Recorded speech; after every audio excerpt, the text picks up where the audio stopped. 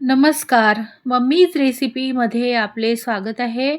आपली लहान मुलं घरात असली ना, तर ते डाळी फार कमी प्रमाणात खातात, हो ना?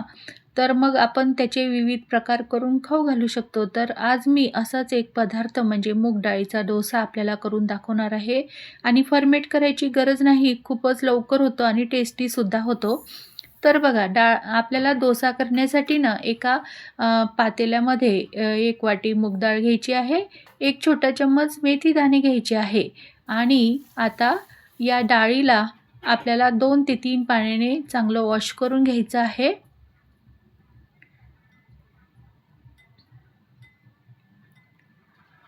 आता आपण 1 वाटी डाळ घेतली होती, तर 1च वाटी आपल्याला यात पाणी टाकायचे आहे. जास्त पाणी टाकायचे नाही, म्हणजे ते वेस्ट होणार नाही बघा डाळ भिजल्यानंतर. आणि 1 तास आपल्याला ही डाळ जी आहे ती भिजत ठेवायची आहे. फक्त 1 तासात ती लगेच भिजते बघा ही डाळ.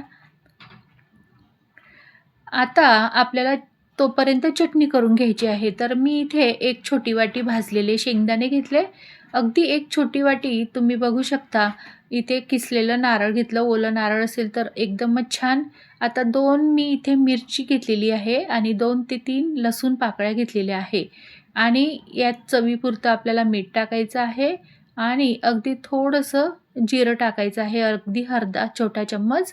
आणि हे आता आपल्याला मिक्सरमधून बारीक वाटून घ्यायचं आहे. आता मी इथे बटाट्याची भाजी करणार आहे. तुम्ही सांबार, चटणी काहीही करू शकता आवडीनुसार. तर इथे बघा मी थोडं पळीमध्ये तेल टाकलं कढईमध्ये आणि त्याच्यात मोहरी फ्राय करून घेतली. नंतर 1 छोटा चम्मच हिंग टाकलेला आहे आणि त्याच्यात आता आपल्याला कढीपत्ता टाकायचा आहे. आता काय होतं बघा, दोन्ही कामात एका कामात दोन्ही कामं म्हणतात ना, तसं होतं बघा. तर हाच तडका ना आपल्याला आता थोडासा चटणीमध्ये टाकून द्यायचा आहे. म्हणजे वेगळं आपल्याला तडका पॅनमध्ये तडका द्यायची गरज नाही. आता भाजी पण होते आणि चटणीला एक छानसं तडका पण होतो. तर आता ही आपली चटणी झाली आणि आता बटाट्याची भाजी करण्यासाठी आता त्याच्यात आपल्याला मोहरी टाकली आपण, हिंग टाकला, कढीपत्ता टाकला. आता बारीक चिरलेली हिरवी मिरची टाकायची आहे आणि ती आता थोडी आपल्याला फ्राय करून घ्यायची आहे.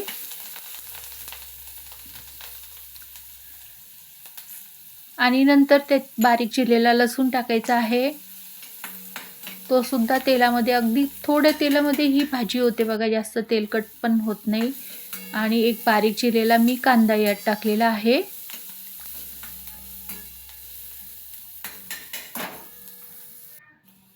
आता त्यातच बघा आपल्याला थोडी हळद टाकून द्यायची आहे, अगदी अर्धा छोटा चम्मच. आणि उकळलेले बटाटे. तर साधारण 2 व्यक्तीसाठी बघा इतकी भाजी आपल्याला पुरेशी आहे. आणि चवीपुरतं मीठ टाकायचं आहे. कोथिंबीर असेल कोथिंबीर टाकू शकता. आणि आता ही झाली आपली बटाट्याची भाजी.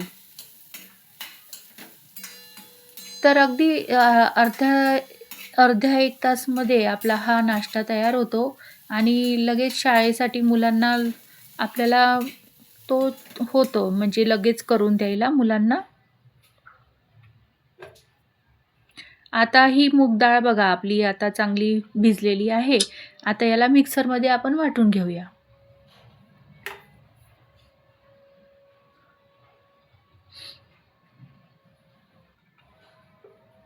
तर बघा याप्रमाणे मी त्यात पाणी वेगळं काही टाकलेलं नाही. जे भिजत टाकली होती ना डाळ, तितकंच पाणी लागलेलं आहे आणि आता ही अशी कन्सिस्टन्सी आपली राहायला पाहिजे. आता थोडंसं चवीपुरतं मी मीठ टाकत आहे.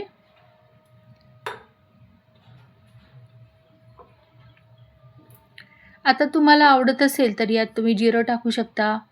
म्हणजे आपल्या चॉईसनुसार, किंवा प्लेन डोसासुद्धा आपण करू शकतो.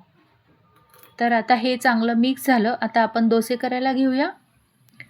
तर मी तव्याला अगदी थोडंसं किंचित तूप लावलं होतं, सेट करून ठेवला तवा. आणि आता याच्यावर आपल्याला डोसे करून घ्यायचे आहे. तर अगदी आपल्याला लहान मोठे आपल्याला आवडेल तसे आपण डोसे करू शकतो. तर मूग डाळसुद्धा बघा खाण्यास इतकी ती म्हणजे पौष्टिक तर आहे ही मानली जाते. शिवाय त्यात प्रथिने, फायबर, व्हिटॅमिन्स आणि खनिजे भरपूर असतात. पचनासुद्धा ही डाळ आहे ना अत्यंत हलकी असते. म्हणजे आपल्या घरात जर प्रौढ व्यक्ती असतील तर त्यांनासुद्धा हा डोसा खाण्यास म्हणजे अगदी हे योग्य ठरू शकतो. यामुळे वजन कमी होण्यास मदत होते, हृदय निरोगी राहते आणि शरीरातील रक्ताची कमतरतासुद्धा भरून निघते. तर अशी ही आपली हेल्दी मूग डाळ आहे बघा. आता आपण तेल लावू शकतो डोस्याला किंवा तूप लावलं तर अतिउत्तम.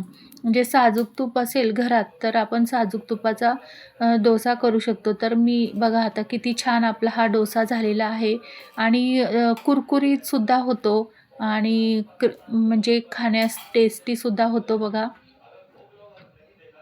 तर याप्रमाणेच मी डोसे करून घेतले. ज्यांना मऊ लागतात त्यांना मऊ आणि ज्यांना क्रिस्पी लागतात तर तसे मी हे सगळे डोसे करून घेतले आणि चटणीबरोबर गरम-गरम सर्व्ह केले. तर तुम्हाला ही रेसिपी कशी वाटली मला कमेंटमध्ये नक्की कळवा. Thank you for watching.